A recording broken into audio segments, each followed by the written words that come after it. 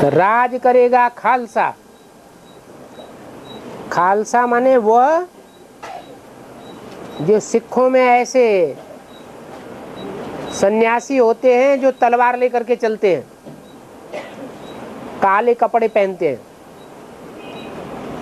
और पवित्र रहते हैं और मुसलमानों से और क्रिश्चियन से टक्कर लेते हैं। मना रहना कीचड़ में और कीचड़ में रहते हुए कमल फूल के समान बिल्कुल निर्लिप्त होकर के रहना, बुद्धि उपराम बनी रहे। उन खालसाओं में बेहद का मुख्य पार्ट संगम युग में किसका है? जगदम्बा का। इसलिए बोला है राज करेगा खालसा। और ये सिखों में ही गायन है, तो जरूर कोई सिख धर्म के से कनेक्टेड आत्मा है जिसके लिए अव्यक्त वाणी में बोला है 83 में कि पंजाब कन्यादान में सबसे आगे निकल गया। ऐसे नहीं कि उससे पहले पंजाब से कन्याओं का दान हुआ ही नहीं था। ईश्वरीय ज्ञान में चंद्रमणि दादी वगैरह तो कितनी पुरानी निकली हुई है, लेकिन उस समय ही ये क्यों बोला गया कि पंजाब कन्यादान में आगे निकल गया? क्योंकि एडवांस पार्टी की बात थी। तो जो कन्या आगे निकल जाती है उसको देख करके फिर ढेर की ढेर सरेंडर होती है।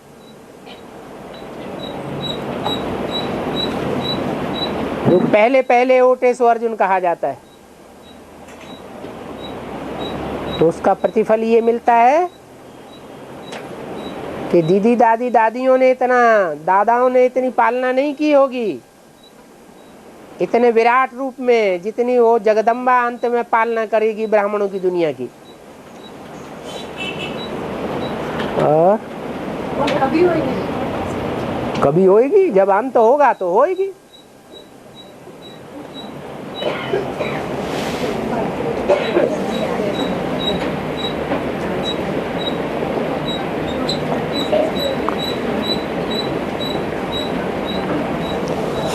अभी आदि कहें कि मध्य कहें कि अंत कहें? हाँ, अभी अंत है। अति का अंत होता है या बीच में अंत हो जाता है? हैं? अति का अंत होता है। अभी अति हो गई, अभी अति नहीं हुई है। हाँ जी। डबल विदेशी ही डबल पुरुषार्थी है, ऐसे बोलते हैं ना। डबल पुरुषार्थी, डबल विदेशी माने लौकिक परिवार से भी निकाले गए और फिर बेसिक ब्राह्मण परिवार से भी धक्का खा गए, देश निकाला मिल गया। डबल पुरुषार्थी इसलिए कि वो एडवांस के हुए, बेसिक में भी उन्होंने पुरुषार्थ किया हुआ है और क्रॉस करके आगे निकल गए, उनका क्लास ट्रांसफर हो गया और यहाँ भी उनका क्लास ट्रांसफर होना है। यहाँ से ट्रांसफर होगा तो नई दुनिया में जाएंगे। और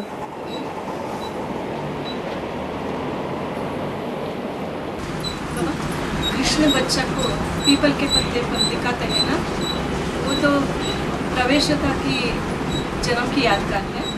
गर्भ में प्रवेश हुआ, गर्भ में महल दिखाते हैं पीपल के पत्ते पर। उस समय वो किस में प्रवेश करता है? पीपल का पत्ता कौन है जो जोर से हिलता है डुलता है? जगदम्बा माता के लिए कहा गया है पीपल का पत्ता। पिताजी में कब प्रवेश करता है? पिताजी में कब प्रवेश करता है? तो कृष्ण की सोल जब मस्तक में चंद्रमा दिखाया जाता है तब ही प्रवेश कर लेता है। काल पीरियड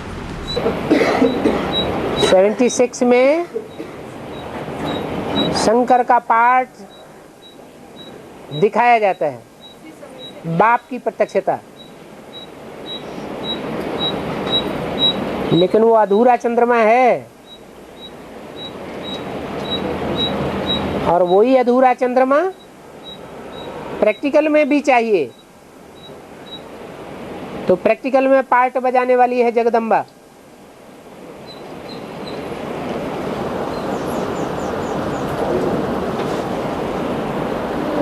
तुम्हारी बात, तुम्हारा काम सर माथे पर।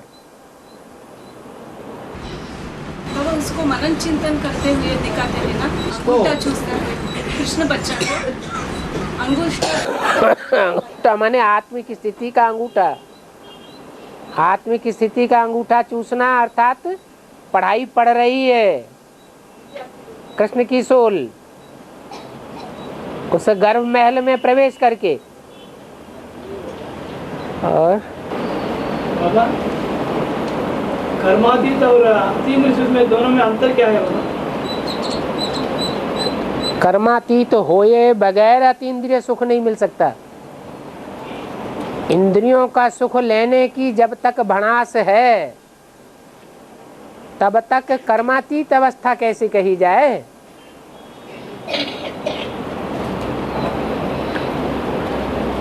कर्मेंद्रियों से कर्म भी होते रहे लेकिन मन बुद्धि उपराम बनी रहे, वो है कर्मातीत अवस्था। उन कर्मों का कोई असर नहीं होगा, क्योंकि कर्म की अकर्म और विकर्म की गति तभी बनती है जब मन उनमें लिप्त होता है। 11वीं इंद्रिय जो कही जाती है मन, वो अगर इंद्रियों के भोगों में लिप्त नहीं होता है तो प्राप्ति नहीं हो सकती।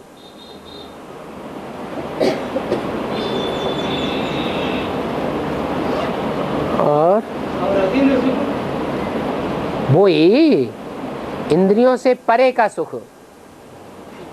मन दूसरी ओर लगा हुआ है, इंद्रियां अपना कार्य कर रही हैं, तो सुख भासेगा? हैं? सुख नहीं भासेगा। तो उसको अतीन्द्रिय सुख नहीं, वो अतीन्द्रिय सुख वो ही भोग सकता है जो बाप की ऐसी याद में लवलीन हो जाए कि इंद्रियों का सुख मिला मिला न मिला, देखते हुए न देखना, सुनते हुए न सुनना।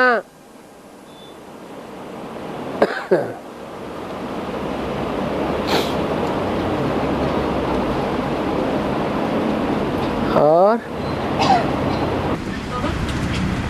इंद्रदेव की बरसात से गोप गोपियों को बचाने के लिए कृष्ण ने अपनी छोटी सी उंगली से गोवर्धन पहाड़ को उठाता है। यहाँ इंद्रदेव कौन है और ये बरसात क्या है? इंद्र को तो देवता के रूप में ऐसा दिखाया है, जो नाराज हो जाता है तो मूसलाधार बरसात बरसाता है। जब विनाश होगा ताबड़तोड़, एटॉमिक एनर्जी फटेगी,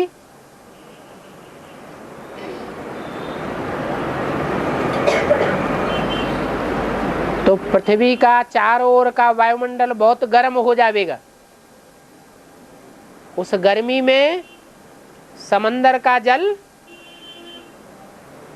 खौल उठेगा, चारों ओर भाप बन करके बादल उड़ेंगे, समंदर का ढेर सारा पानी बादल बन जाएगा। कई दिनों तक मूसलाधार बरसात होगी। वो तो हुई स्थूल बात, लेकिन यहाँ ज्ञान की बात पहले होगी। ड्रामा में बेहद की बात पहले होगी, बेहद की बरसात होगी, ज्ञान बरसात। यह हद की बरसात पहले होगी। तो बेहद की जो ज्ञान बरसात होती है उसमें एक छोटी सी उंगली है जिसे कनिष्ठिका उंगली कहा जाता है। वो कनिष्ठिका उंगली ही वास्तव में 5 पांडवों में से एक पांडव है। वो उंगली कौन से धर्म की है? हैं? सिख धर्म की। सिख धर्म के पांडव का नाम क्या है?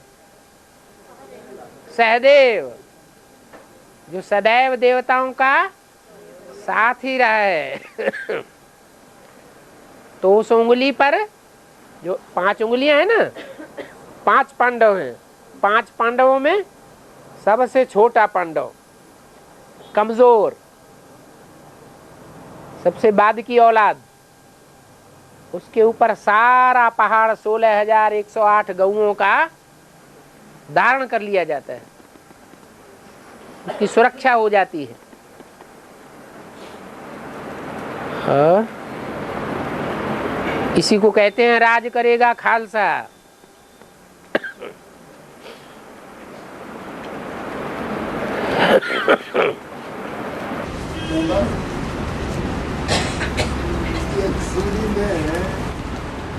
बाबा क्लैरिफिकेशन किया है कि जब ज्ञान में चलने वाली आत्मा सारा प्रॉपर्टी को बेच करके अपने हाथ में रखने के टाइम में वो लौकिक पीपल कैसे एक्ट करेगी, माना वो ज्ञान में चलने वाली आत्माओं को एकदम नफरत करेगा। उसी टाइम में बाबा बोलते हैं उनको भी स्वर्ग में भेजना है। क्यों? उतना नफरत करने वाले आत्माओं को स्वर्ग में भेजना मना, वो एकदम गलत है ना।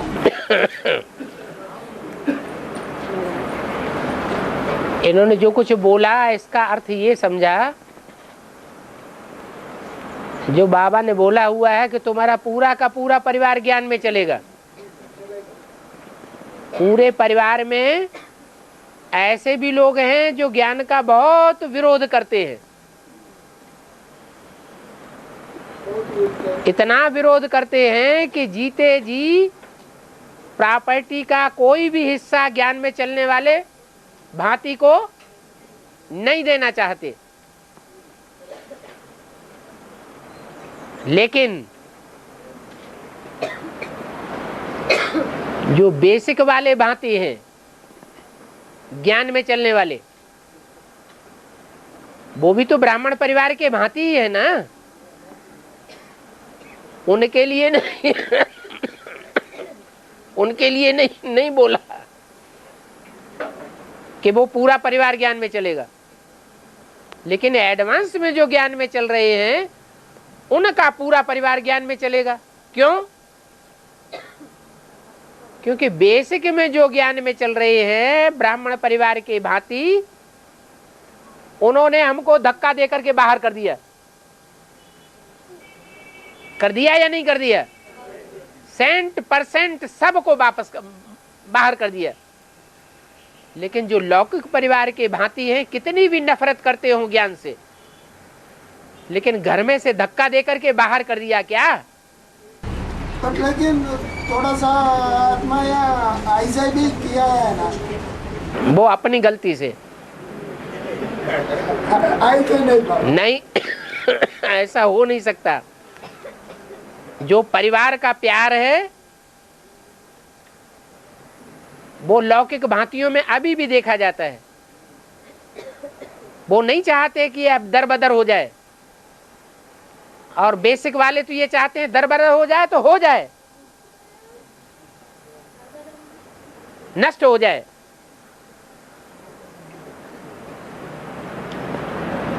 तो अंतर है कि नहीं दोनों में? ज्यादा अच्छे कौन है?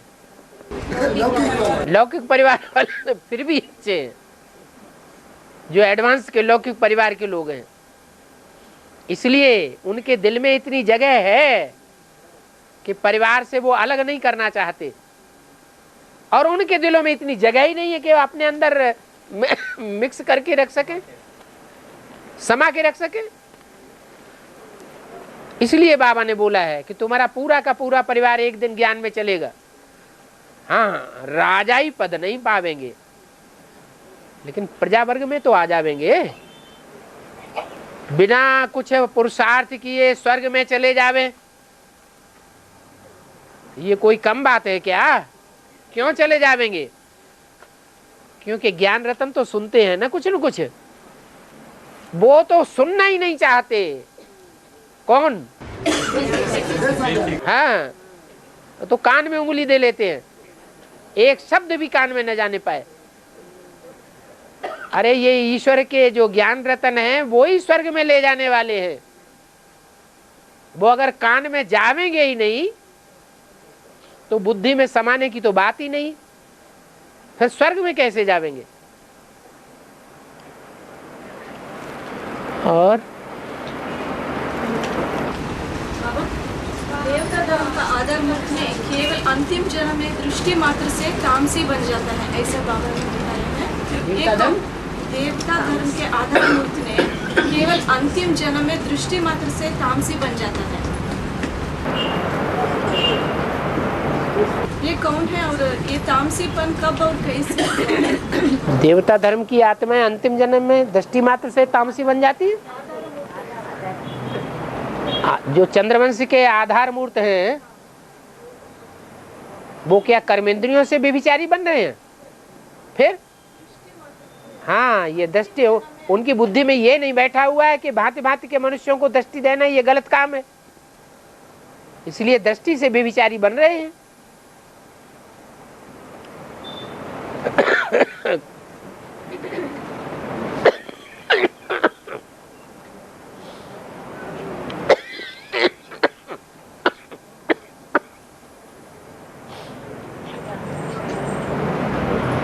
जो लक्ष्मी का पाठधारी है या लक्ष्मी के जो भी भांति हैं संगी साथी हैं वो कर्मेंद्रियों से व्यभिचारी बनने वाले होंगे या सिर्फ दृष्टि मात्र से व्यभिचारी बनने वाले होंगे? दृष्टि मात्र से व्यभिचारी बन रहे हैं, क्योंकि उनकी बुद्धि में इतना ज्ञान नहीं बैठा हुआ है कि एक परमपिता परमात्मा की दृष्टि से ही सृष्टि सुधरती है। कोई मनुष्य गुरुओं की दृष्टि से सृष्टि नहीं सुधर सकती। अव्यक्तवाणी में BCD 871 में ब्रह्मा बाबा ने बोलते हैं कि अपना तन मन धन सब कुछ बाबा में समाया करो। यहाँ उसके अनुसार बाबा कौन होते हैं? अपना तन मन धन सब बाबा में समाया करो। तन कैसे बाबा में समाये? वो तो सबको ही जानते हैं कि तन की सेवा बाबा को दे। बाबा जैसे चलाना चाहें वैसे इस तन की शक्ति को चलाएं, ऐसे ही धन की शक्ति को जैसे बाबा चलाना चाहे वैसे चलाए। मन को भी जिन संकल्पों में बाबा रमाना चाहे वही संकल्पों में मन रमण करे, दूसरे संकल्प में रमण न करे, यही बाबा में समाना है। लेकिन इसके अनुसार बाबा कौन होते हैं? बाबा तो साकार निराकार का मेल ही होता है। ब्रह्मा बाबा की दृष्टि में क्या? ब्रह्मा बाबा अव्यक्तवाणी में ये बताया है। हाँ, उसकी दृष्टि में बाबा को तो सूक्ष्म वतन के बाबा की बात करते हैं, जो सूक्ष्म वतन की स्टेज में रहने वाला है। बाप दादा कहाँ की बात करते हैं? सूक्ष्म वतन में बाप दादा कैसे पार्ट बजाए रहे हैं उसी की बात करते हैं। उसको पता ही नहीं है, उसको पता ही नहीं है ना अब तक बाप कौन है, बाबा कौन है। ब्रह्मा बाबा को पता नहीं है। क्यों? अरे क्यों नहीं ज्ञान में बैठा है? जब वो आत्मा प्रवेश करती है, बीज रूप स्टेज धारण करती है तो ज्ञान में बैठता है। जब वो संग से रंग से अलग हो जाता है, चंद्रवंशी परिवार में जाकर के मिल जाता है तो बुद्धि बदल जाती है। जैसे हम बच्चों की बुद्धि जब तक यहाँ साकार में बैठे मधुबन में तो बुद्धि कुछ और है, और बाहर की दुनिया में जाते हैं तो बुद्धि पलट जाती है।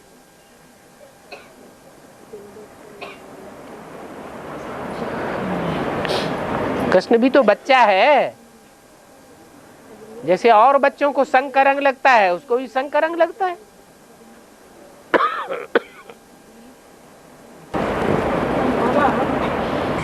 हाँ जी, लौकिक में नया घर बनाता है, नया घर बना के उसको पूजा एकदम बड़ा से गृह प्रवेश बोल के बहुत बड़ा से लोग टाइप से पूजा बनाता है। क्या करते हैं?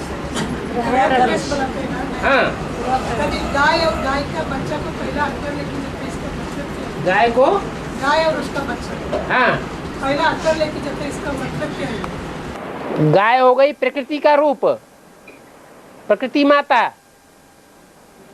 और उसका बच्चा हो गया कृष्ण बच्चा। बैल, बैल कौन है? ब्रह्मा बाबा। वो बच्चा हो गया, वो माता गाय हो गई, जगदम्बा हो गई। और हैं? क्यों पहला उसको अंदर में? अरे जब नई दुनिया बनेगी तो माया और प्रकृति होगी कि नहीं? वहां प्रकृति सतो प्रधान होगी या तमो प्रधान होगी? तो सतो प्रधान प्रकृति का रूप है गाय। गाय से ज्यादा सीधा प्राणी तो कोई और होता ही नहीं है। और बाबा, जब विनाश होगी तब 500 करोड़ आत्माएं 33 करोड़ देवताओं में प्रवेश करके गति व सद्गति को पावेंगे। इसका मतलब 23 करोड़ आत्माएं भी अंत तक रहेंगे और उस लास्ट समय में वो भी विनाश, वो नष्ट हो जाएंगे। एटम बम फटेंगे, बड़े बड़े भूकंप आवेंगे, तो दुनिया की जो मल्टी स्टोरी बिल्डिंग्स हैं वो सारी गिरेंगी, तो असंख्य मौतें होंगी, अकाले मौत। वो एक साथ हो जाएंगी या कुछ टाइम लगेगा? टाइम लगेगा। तो जो जो शरीर छोड़ते जाएंगे वे सूक्ष्म वतन में टिकते जाएंगे, तब तक सूक्ष्म वतन में टिकेंगे जब तक आखिरी विनाश न हो जाए। 7 दिन का जो चतुर्थ विश्व युद्ध होगा, एटम बमों का धुआं, घमासान युद्ध है। जैसे दीपावली में पटाखे फटाते हैं या दशहरे पर बम फोड़े जाते हैं रावण को जलाने के लिए, तो पहले थोड़े थोड़े फोड़ते रहते हैं और लास्ट में सारे एक साथ फोड़ देते हैं, धर धर धर धर धर धर धर धर।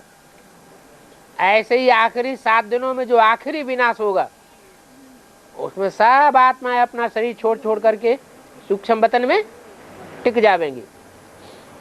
और लास्ट में जिन आत्माओं को जाना होगा बुद्धि योग से, वो आत्माएं प्रजापिता और प्रजापिता के साथ वाली आत्माएं तीव्र दौड़ी दौड़ेंगी और सूक्ष्म वतन वालों को भी क्रॉस पीछे पीछे सब जाएंगे। हाँ जी। जगदम्बा तो है जगत की माँ। हाँ जी। जगत पिता है, जगत की पिता, सारे जगत की पिता। हाँ जी। अभी तो भारत माता कहाँ है? हाँ जी। सिर्फ भारतवासियों को माँ, सिर्फ भारतवासियों की माँ। तो माने जो अभिविचारी दुनिया स्थापन करने वाले हैं उनकी माँ, और जो विविचारी भी बनते हैं वो सारे जगत में फैले हुए हैं। डाइवोर्स देने की प्रथा जो चल रही है दूसरे दूसरे देशों में, वो सारे जगत की बात हो गई।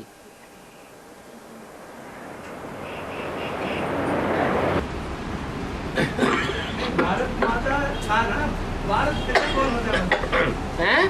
भारत माता के साथ भारत पिता का नाम क्यों नहीं बोला? इसीलिए नहीं बोला कि भारत माता आगे है प्योरिटी की बात में।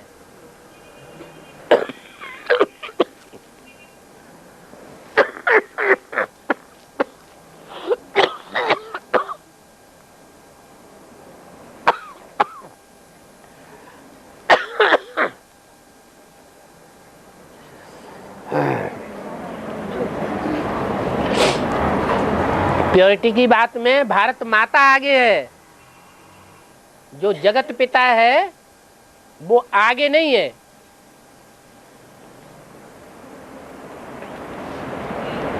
माताएं 2 शास्त्रों में गिनाई गई हैं, एक दिति एक अदिति, एक जगत माता एक भारत माता, एक जगदम्बा और एक पार्वती।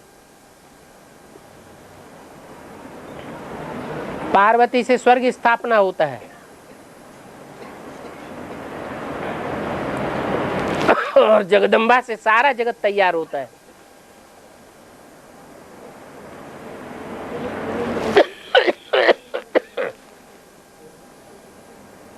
और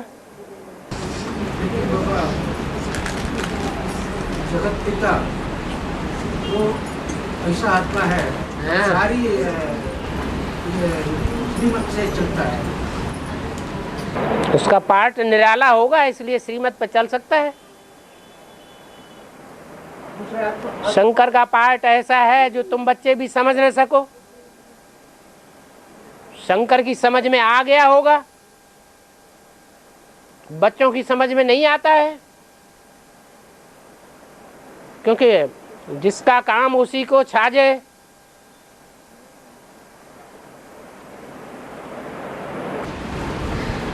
मुरली में बोल रहा है वो एक ही आत्मा है, वो श्रीमत से चलता है। जो श्रीमत से चलेगा वो ही तो विश्व की बादशाह ही लेगा।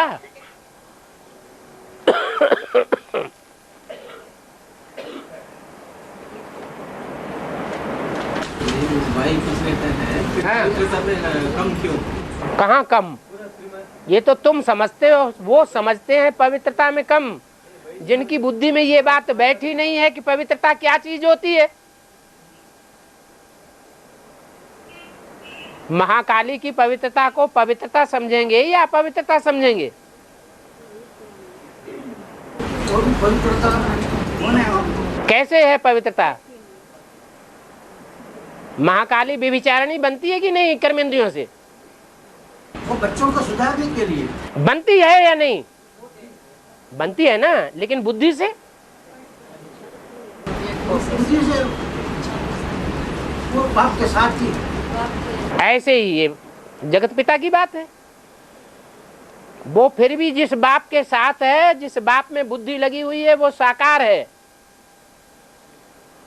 और जगत पिता की बुद्धि तो सिर्फ एक निराकार में ही लगी हुई है। उसका तो गायन ही सिर्फ एकलव्य का है।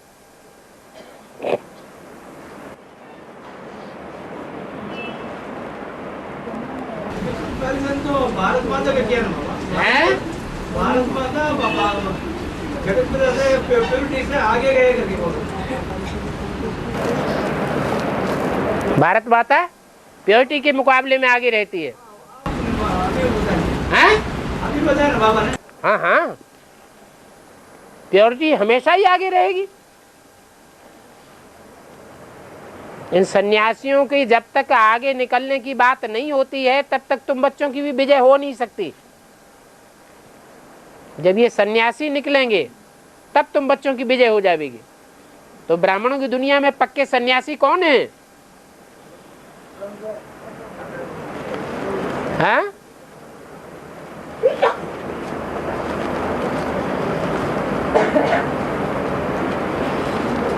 गंगा और भारत माता।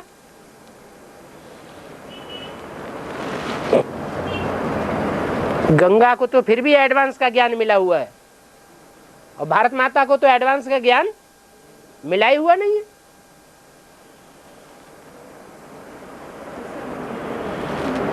फिर भी बाबा से आगे कैसे चलेगा? प्योरिटी में, प्योरिटी में आगे ऐसे चले जाते कि उनके जन्म जन्मांतर के संस्कार हैं पवित्र रहने के, और राजाओं के संस्कार अपवित्रता के हैं।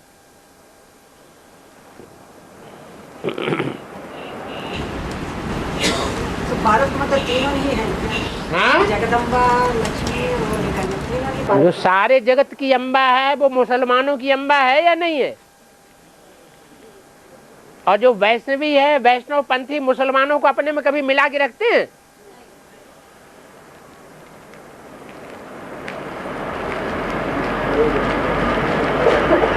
तो वो अभी मुसलमानों के साथ है ना बाबा। कौन? वैसे जब तक ज्ञान नहीं है तब तक तो सारी दुनिया के साथ है। जब ज्ञान मिल जाएगा तो संघ का रंग बदल जाएगा। ये श्रेष्ठ और सच्चा आत्मा पर ये विकार का धूल लगेगा। एक वाणी का पॉइंट है, ये मुरली का पॉइंट है ना। क्या? सच्चे और श्रेष्ठ आत्मा पर विकारों का धूल लगेगा, वो भ्रष्ट हो जाएगा, भ्रष्टाचार हो जाएगा। पॉइंट है वो कैसा? ये सच्चा और श्रेष्ठ आत्मा पर विकारों का धूल लगने का क्या कारण? जो सच्चा होता है और श्रेष्ठ होता है वो हीरा होता है। और हीरे के ऊपर कभी विकारों की धूल लगती है क्या? ये आपने गलत पॉइंट पकड़ लिया।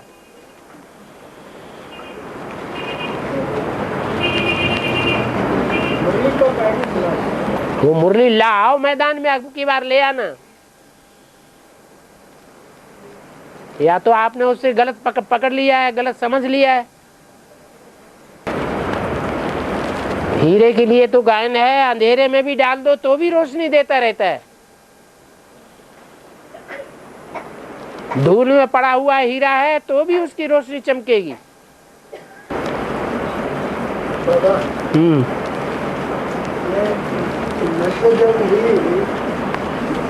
सदमुख का रूप होता है। ठीक है। तो ये 7 धर्म के लिए अलग अलग बीज रूप आत्मा होना चाहिए ना? है 7 धर्म के लिए अलग अलग मुखिया नष्टदेव देव छोड़ करके, हाँ वही रतन बनता है। तुम्हारी बात ही नहीं समझ। आप कन्नड़ भाषा में बोलिए, हिंदी का अनुवाद कोई दूसरा करे। बाबा कंपिल में हाँ बहुत औषधि पानी हो गए, नाक के लिए बहुत अच्छा हो गए। है कंपिल में हाँ। नाक का पानी अच्छा पानी हो गई, जैसे औषधि धान का पानी औषधि जैसे पानी हो गई। स्नान के बाद मेरे 40 साल से दर्द होता है, इधर उधर जॉइंट में सब निकला। अभी कैसे मौत में जमीन पर आई ना बोरवेल का पानी।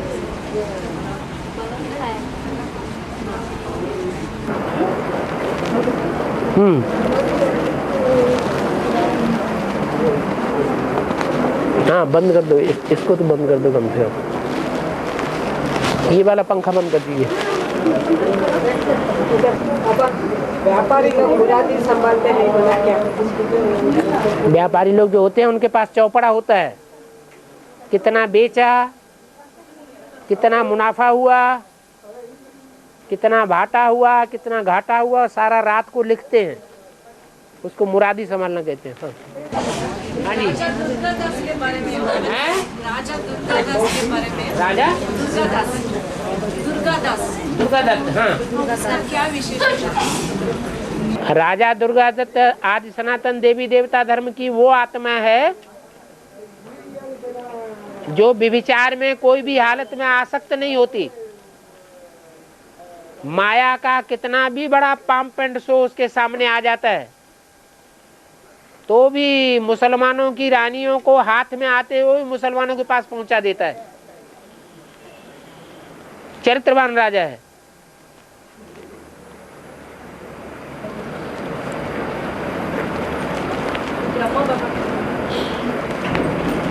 दुर्गा दत्त का मतलब क्या हुआ? दुर्गा कौन और उसका दिया हुआ कौन?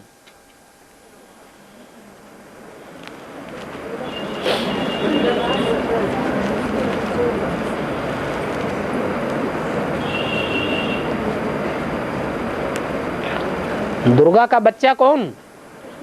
हाँ यज्ञ के आदि में जो माता है उसका बच्चा है दुर्गा दत्त। क्या हुआ? ये भी समझ में नहीं आया।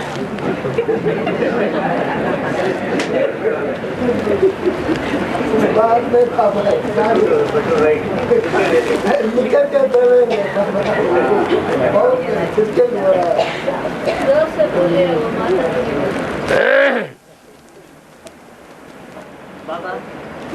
बाबा युद्ध मैदान में मर गया ये अच्छा है, इनसे कई है आधे ब्राह्मण बच्चों का घर में डकैत आया, क्या करता है इनसे कई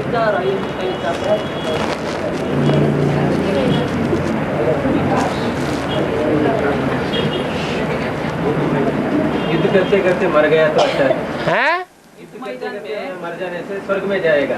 हाँ, इन ब्राह्मण बच्चों का धर्म में लौकिक दुनिया में भक्ति मार्ग में ऐसे मानते हैं कि युद्ध करते करते जो मरेगा वो स्वर्ग में जाएगा। वास्तव में इस दुनिया में तो स्वर्ग है ही नहीं, लेकिन ये संगम युग की यादगार बात चली आ रही है कि संगम युग में माया के युद्ध के मैदान के बीच में युद्ध करते करते अगर कोई गुम भी हो जाए, फां भी हो जाए, जैसे राम वाली आत्मा यज्ञ के आदि में फां हो गई, तो भी अगले जन्म में कहाँ पहुंचेगी? स्वर्ग में ही जाके उसे जन्म मिलेगा। महाकाली ने अपनी लाज बचाने के लिए बाकी सहयोगी पूजाओं को काटकर वस्त्र बना देती है, अपना सहयोगी बना लिया। तो वो ऐसा कौन से बुरा कर्म करती है महाकाली? आपकी ग्लानि। लज्जा वाले अंग कौन से होते हैं और उन अंगों से क्या काम होता है? वही हद और बेहद की बात है।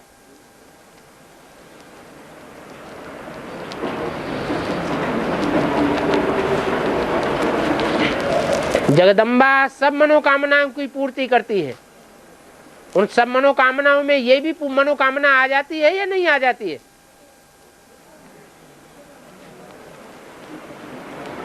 और लक्ष्मी, लक्ष्मी भुजाएं काट के अपनी लज्जा का आवरण ढक ले, ये कामना पूरी करने वाली नहीं है। बाबा वासुदेव और देवकी अभी भी विकारों की जेल में पड़े हुए हैं। वे दोनों कौन हैं? उनका पात्र क्या था? एडवांस के आदि में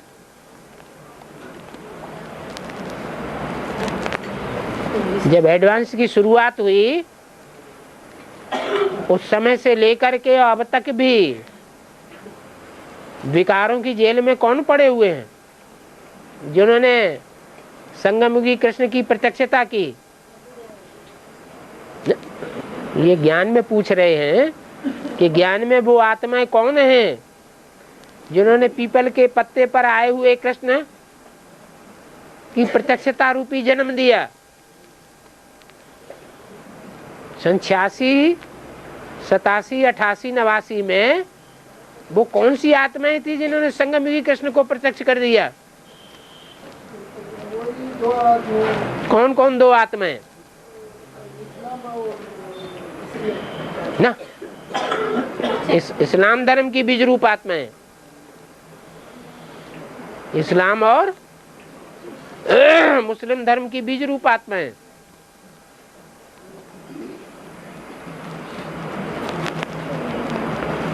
वो ही प्रत्यक्षता रूपी जन्म देती है।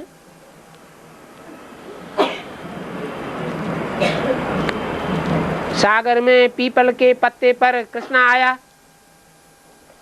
उसको लाने वाला कौन? पीपल के पत्ते पर कृष्ण रूपी महान आत्मा को प्रत्यक्षता रूपी जन्म देने के निमित्त कौन बना 86, 87 में?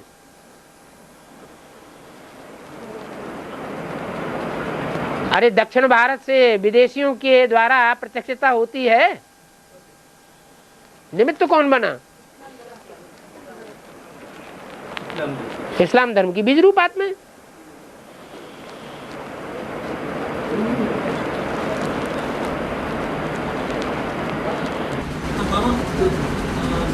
भाई का सवाल ऐसा था कि जैसे युद्ध में लड़ते लड़ते कोई मरे तो स्वर्ग में जन्म लेता है, तो स्थूल युद्ध की बात नहीं है।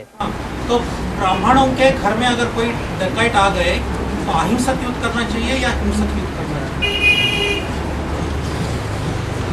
अगर डकैत आ जाते हैं तो वो डकैत तो किसी को मौत के घात भी उतार सकते हैं। वो तो हिंसक हथियार लेकर के आते हैं। तो अगर अपने पास असला है तो मुकाबला करने में कोई हर्जा नहीं है। अगर नहीं है तो मुकाबला करने से भी कोई फायदा नहीं है। बाबा को याद करो, बौद्धियों में सिर्फ कायर नहीं बनना है कि हमारे बीवी बाल बच्चों को सत्यानाश करते रहे और हम आंखों से देखते रहे। एक व्यक्ति सदा काल के लिए नेगेटिव थॉट में रहता है, नेगेटिव तो जितना भी समझाओ पॉजिटिव को नहीं आता, इसका क्या प्रयास? 63 जन्मों में बहुत पाप कर्म किए हैं, तो इस आखिरी जन्म में उन पाप कर्मों की नेगेटिव रील घूमती रहती है। कोई कितना भी करे वो पाप कर्मों की नेगेटिव रील बंद ही नहीं होती।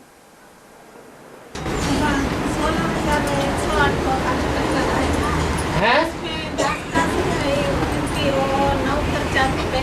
108 में 16,108 है उन लोगों की संख्या जो बाप के कार्य में सरेंडर होकर के कार्य करते हैं, समर्पित हो जाते हैं।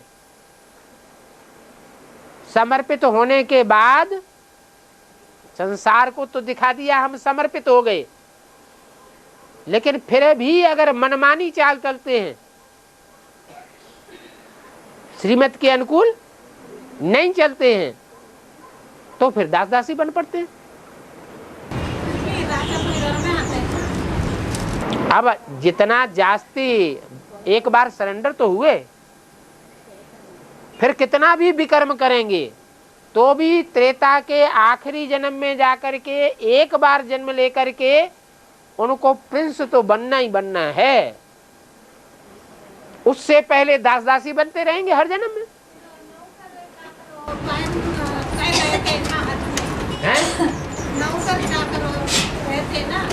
वो लोग बाहर का काम करके और चले जाते हैं, और राज परिवार में कैसा नहीं, आखिरी जन्म में रहते हैं। मान लो किसी ने बहुत सरेंडर होने के बाद बहुत ही अवज्ञा करी, बहुत ही दूसरों को दुख दिया, तो अंतिम जन्म में जाकर के त्रेता के अंतिम जन्म में उनको सिर्फ मानी मोचा मिल जाएगा, थोड़ा सा मान मिल जाएगा कि राज परिवार में जाके प्रिंस या प्रिंसेस के रूप में जन्म मिल जाएगा, आखिरी बच्चा बन जाएगा राज परिवार का, उसके बाद विनाश हो जाएगा। उससे पहले के जन्मों में लगातार दास दासी बन करके भरी ढोती रहो।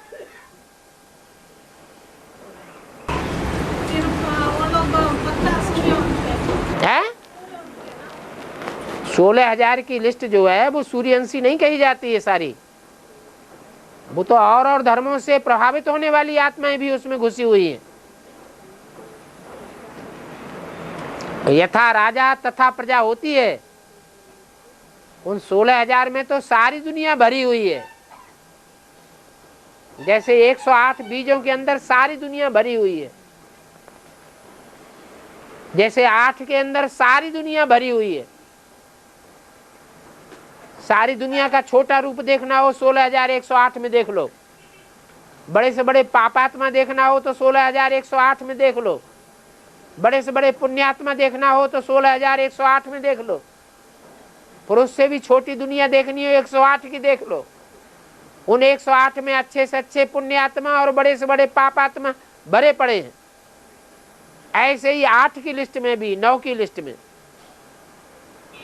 9 की लिस्ट में जो 9वां है बड़े से बड़ा पापात्मा।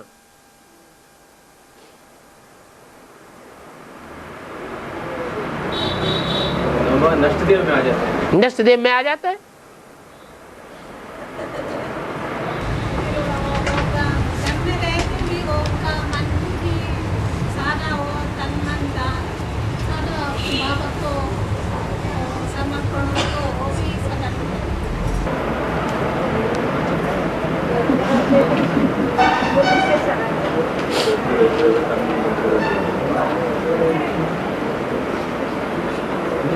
ಇನ್ನೊಂದ್ಸಲ ಹೇಳಿ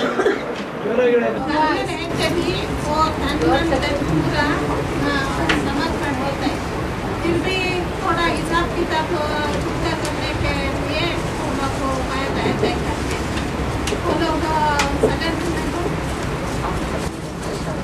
घर में रहते भी सारा तन मन धन समर्पण होते हैं, फिर भी हिसाब किताब शुरू करने माना लौकिक समयों से कुछ हुआ तो कैसा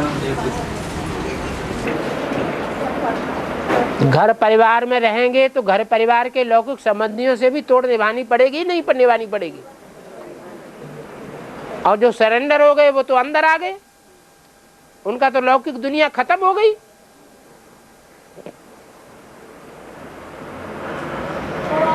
इसलिए बोला है कि अंदर वालों से बाहर वाले ऊंच पद वो साहूकार बन सकते हैं, साहूकार में अच्छा जीवन बिता सकते हैं। बाहर रहने वाले साहूकार बन सकते हैं लेकिन राजा रानी नहीं बनेंगे। वो भी दोनों अदर लिस्ट में आएंगे। कौन? बाहर रहने वाला जो साहूकार बनते हैं ना, वो लास्ट में ऐसा होगा कि वो पूरे सरेंडर हो जाएंगे।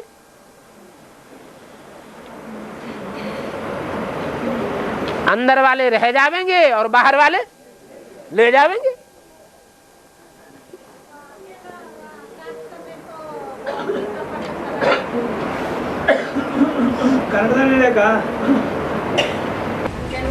लास्ट करते तो गीता पाठशाला हो सकते हैं क्या? लास्ट करते तो गीता पाठशाला हो सकते हैं क्या? उनका युगल नहीं है ना इसलिए। हाँ, क्यों नहीं हो सकती है? मैच्योर्ड माता है तो गीता पाठशाला चला सकती है। और संगम युद्ध कृष्ण को प्रत्यक्ष करने वाले जो जब तक राजा बलि का पाठ ना बजाए तब तक कृष्ण की प्रत्यक्षता नहीं हो सकती। ये किसके बारे में सोचा? राजा बलि का मतलब है सब कुछ अर्पण कर देना। मतलब जो 76 में आया इस्लाम धर्म के उन लोगों के लिए बताया। ठीक है, बाबा भाइयों को तो समर्पण नहीं करते। भाइयों को समर्पण होने की दरकार है, उनको संरक्षण लेने की दरकार है। कन्या माताओं को तो आज की कलयुगी दुनिया में इसलिए दरकार है कि बाहर की दुनिया में उनकी कहीं कहीं सुरक्षा है ही नहीं, इसलिए उनको संरक्षण चाहिए। भाइयों को क्या दरकार है? चौराहे पे बैठ करके वो पुरुषार्थ नहीं कर सकते हैं? कर सकते हैं। तो कैसा राजा बलि का पाठ बजाए? कौन? भाई जो अपने पैरों खड़ा रहे वही राजा बलि है, किसी के अधीन ना होना पड़े।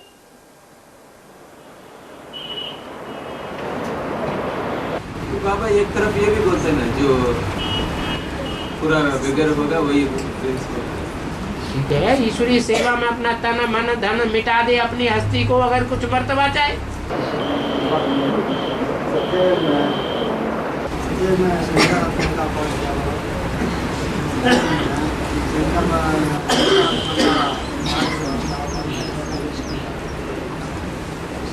सत्ययुग में हाँ शंकर आत्मा का पाठ क्या है?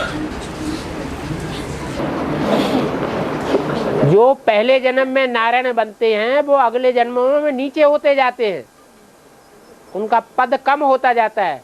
होते होते आखिरी जन्म में सतयुग में जाकर के वो प्रजापद में चली जाती है आत्मा, साहूकार प्रजा बन जाती है। इतना बड़ा साहूकार प्रजा बन जाती है कि नारायण की सारी राजाई उस साहूकार को कर्जे में डुबो देनी पड़ती है।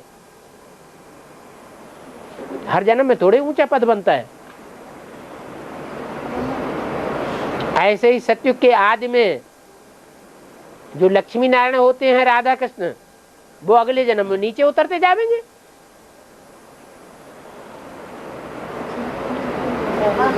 कोई बच्चों के स्वप्न में बाबा आता है ना, इसका अर्थ क्या है? सारा जीवन जो काम किया जाता है, सारा दिन वो रात में स्वप्न में भी याद आ जाता है। जैसे मिसाल दिया है, कपड़ा बेचने वाला दुकानदार सारा दिन कपड़ा फाड़ता रहता है, रात में अपनी धोती फाड़ देता है।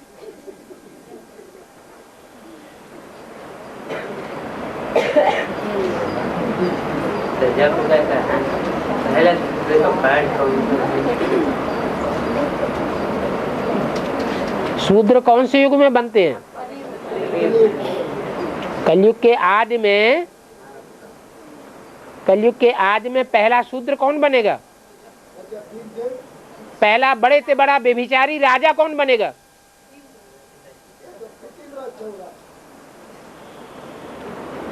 पृथ्वीराज चौहान तो 11वीं शताब्दी में हुआ।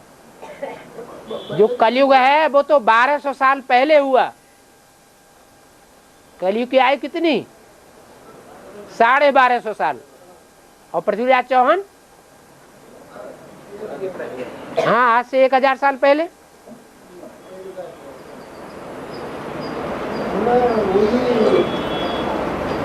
हो सकता है। हाँ जी। और छोड़ा भी ऐसे ही 1000 साल पहले ही जन्म हुआ छोड़ा की साउथ में। छोड़ा छोड़ा छोड़ा राजा का तो एक किंग डायनास्टी है, वो भी 1000 साल पहले ही। और कौन सा पाठ है? क्या तुमने वाणी में सुना कि बाबा पाठ नहीं बतावेंगे एक एक के, सिर्फ इशारा देते हैं कि कलयुग के आदि में कोई ऐसा राजा हुआ है जो बहुत रानियों रखने में सबसे आगे गया। राजाओं में व्यभिचार दोष वहां से फैलना शुरू हुआ। फिर शंकराचार्य आए 1250 वर्ष पहले से ही, और शंकराचार्य ने आकर के राजाओं को, उस देश को नष्ट कर दिया। बड़े बड़े राजाओं को बैराग दिला दिया।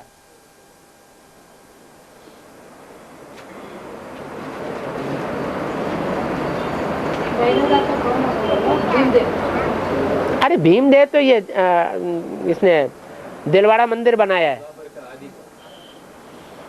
द्वापर के आदि में नहीं, हाँ द्वापर के आदि में नहीं, कलयुग के आदि में। प्रकृति सारा माया करता है, सत्युग देता है, तो दास दासियों का क्या काम कर रहा है? दास दासियों का क्या काम रहेगा? दास दासियां होते ही नहीं है, तो कहने की बात है यहाँ की। बाबा ने जो भी लक्ष्य दिया है, जो भी बातें बताई हैं, वो संगम की पराकाष्ठा की लक्ष्य दिया है या सत्युग का लक्ष्य दिया है? सत्युग का लक्ष्य तो नीचा है। बाबा ऊंचे से ऊंचे लक्ष्य देते हैं या नीचे लक्ष्य देते हैं? सत्युग में कोई दास दासी नहीं होता, वहां कोई अनुशासनहीन नहीं होता। फिर भी बाबा ने बोला ना, जन्म जन्मांतर दास दासियां बन के रहते हैं। अंतिम जन्म माना जन्म जन्मांतर जो दास दासी बन के रहता है, अंतिम में ऐसे होता है। कोई कोई घरानों में दास दासी भी अपने को बहुत ऊंचा समझते हैं। यथा राजा तथा प्रजा।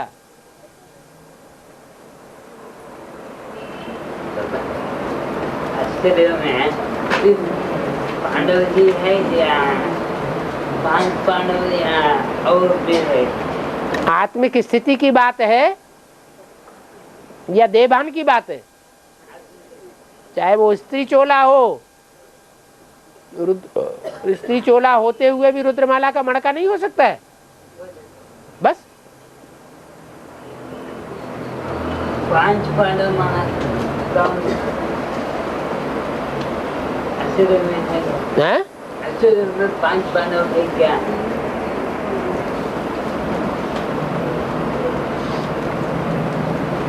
उसमें युद्ध में स्थिर रहने वाला सूर्यवंशी नहीं है कोई? सामना करने की शक्ति वाला नहीं है कोई? बौद्धि अर्जुन नहीं है क्या? नकुल शंकराचार्य नहीं है?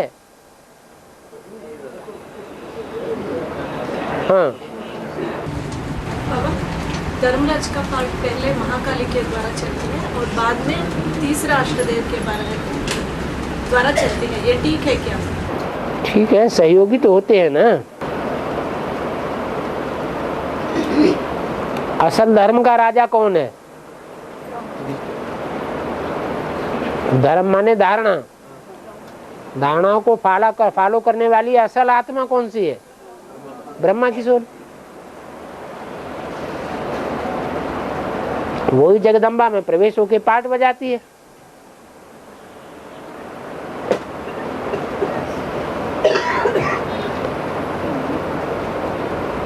विष्णु के रूप में जगदम्बा भी एक भुजा है।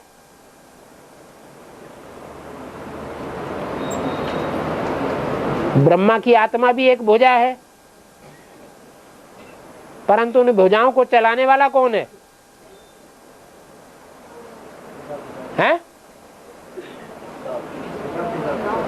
बाप। तो मूल धर्मराज कौन हुआ? दुनिया की ऐसी कोई बात नहीं जो तेरे ऊपर लागू न होती हो। तो बाबा धर्मराज पाठ बजाने वाला ब्रह्मा बाबा जगदम्बा में प्रवेश होते हुए भी फिर वो कैसा काली पाठ हो जाता है? दूसरा धर्म उनको बस हो जाता है, वो बस हो गया, प्रभावित हो जाता है, बस हो गया। और ऐन मौके पर पाला पलट दे तो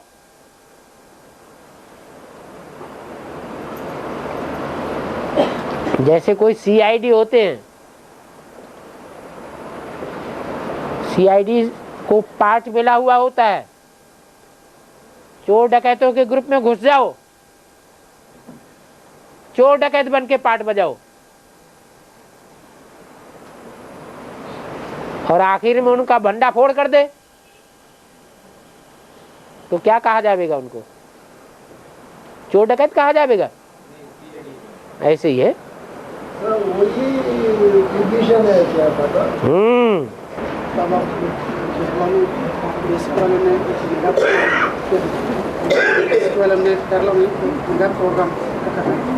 मेगा प्रोग्राम हो रहा है कौन से शहर में?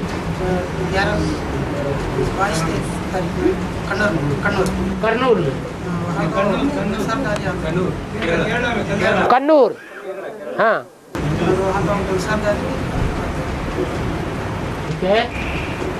वहाँ तो हमारे लिए किसी प्रकार का सेवा करना कर सकते हैं। जैसी सेवा कर सको वैसी करो। अमृत वेले बाबा की याद में बैठो,